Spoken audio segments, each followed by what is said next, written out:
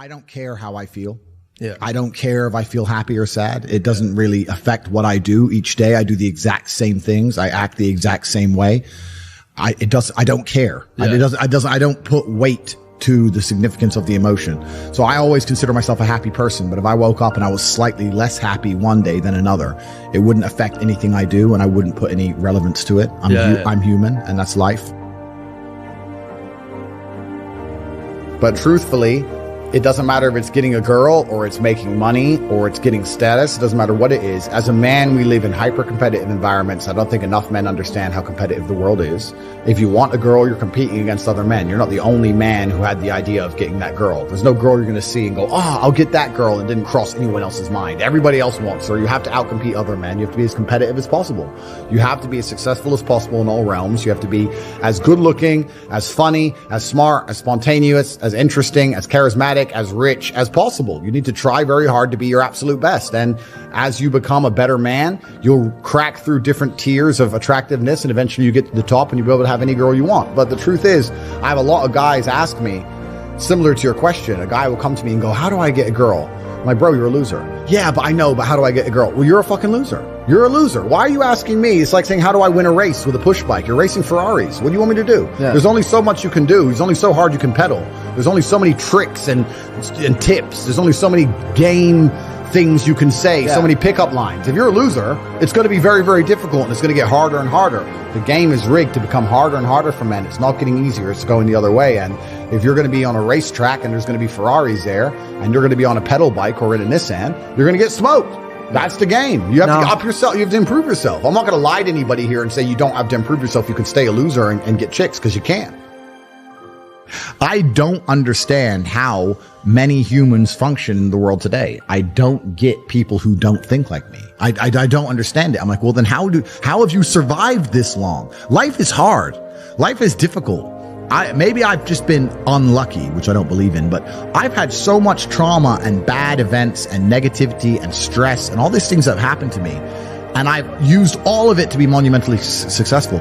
If I wasn't that way inclined with the workload that God put on my shoulders, I'd just be in a ditch somewhere. Yeah. I would have killed myself by now. Yeah. Like, I don't understand how people are functioning. If you're not thinking like me and you're going through life with any other mindset, you've been extremely fortunate that God smiled on you and allowed you to sit around most of the time doing jack shit, and you have yet to be punished for that. Yeah. I could never have lived that life. If I was a bit lazy or a bit, or I was a bit of a snake, or if I lied to people, I'd be dead by now. Yeah. Like, so a lot of these people are just absolutely and utterly blessed by God that they managed to go through life with such a non-competitive mindset and they still breathing. Like, I don't understand how people can think any other way. Yeah. I've spoken to dudes and like, I had a bad couple months. Why? My girl left me. You've wasted months?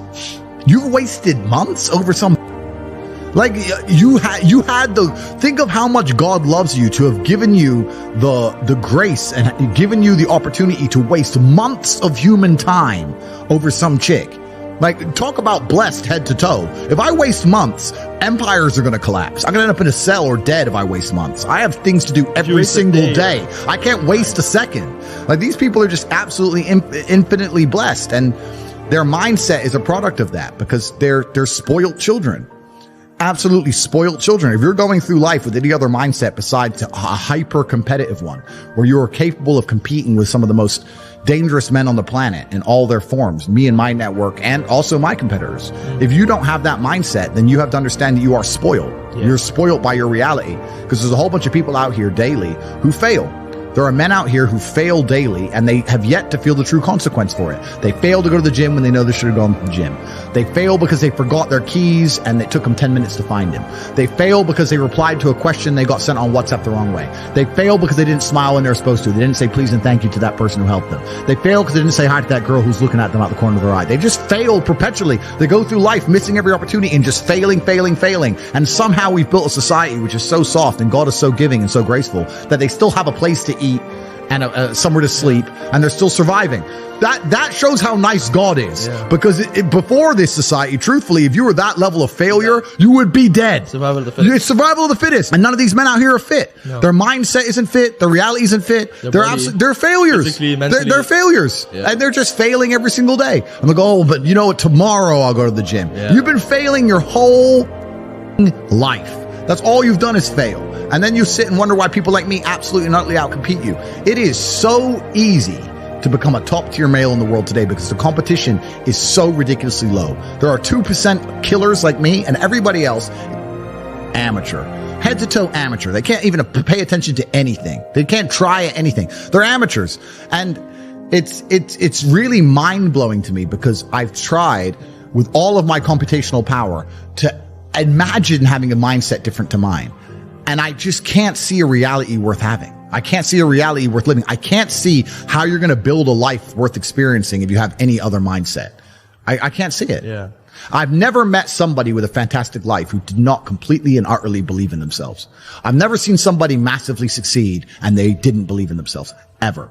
I've never seen somebody who just allows life to happen to them and become blown off course by some sadness, end up doing massively monumental and important things. I've never seen it. It's never happened. It does, and it's never going to happen. If I'm unhappy with something and I'm uncomfortable with something, I fix it. Yeah. That's endless motivation, which I don't truly believe in as a concept, but that's endless fuel for the fire. Right. If I was unhappy with something about myself, regardless of what it was, I would be able to take all of that discomfort and turn it into endless energy to get the problem fixed. Yeah, exactly. But these people seem to it's okay to be unhappy. Yeah, well, these people seem to sit and say, I'm really unhappy with X, but then stay doing X. So I don't believe they're truly actually unhappy. What you'll notice if you live life long enough is that somebody will sit and say to you, I'm unhappy being a loser. You say, why are you a loser? I just sit at home and play video games 7 days a week. And you're like, okay.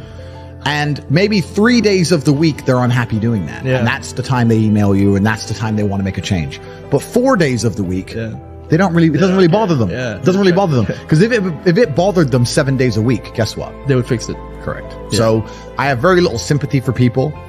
And that's not because I'm not a nice person, but it's because I've been so hard on myself and I've been through so many things that were difficult, and I've been through so much pain and trauma myself, some of it self-inflicted, some of it given to me by God to make me a better person. But I've been so difficult on myself. It's very hard for me to look at somebody who's refused to be difficult on themselves and see them as my equal or feel sympathy or pity for them. Why would I feel pity for somebody who took the easy route when I took the hardest possible route? Yeah. I took the hardest possible way to be the man I am, and you were too big of a... And now you want me to feel sorry for you? I don't feel sorry for you. Yeah. I don't feel sorry for these people. And because as a man, you can be anything you decide you want to be. That's the beauty of being a male. You can build your character completely from the ground up, just like a video game. Every single thing about me that people respect, I built. I was not born a world champion kickboxer. I was not born this intelligent or intellectual. I was not born this rich. I was not born this strong. I was not born this confident. I was not born this interesting. I was not born this charismatic and humble and gorgeous and tall and strong and sexy. I was not born none of these things. I became these things myself. So I deserve all the spoils of war. And anybody who decides they don't want to work hard enough to become those things, then they deserve to sit and accept they're my inferior. Yeah. That's their problem.